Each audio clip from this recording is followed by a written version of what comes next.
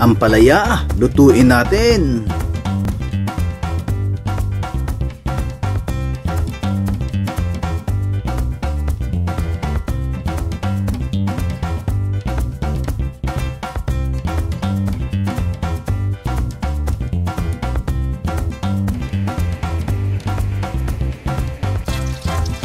Naggisa lang ako ng sibuyas.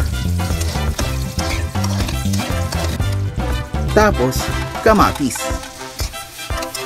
Lutuin maigi ang kamatis. At saka isunod natin ang ampalaya. Binabad ko to kanina sa maligamgam na tubig na may asin para mabawasan ang pait at hindi siya maging bitter. Kapag luto na, ihulog ang itlog na binate. Hayaan maluto ng 1 minuto bago haluin.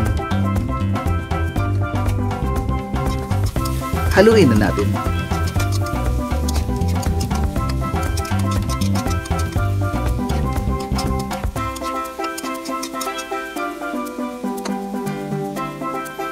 At ayan, ready na. Kakain na.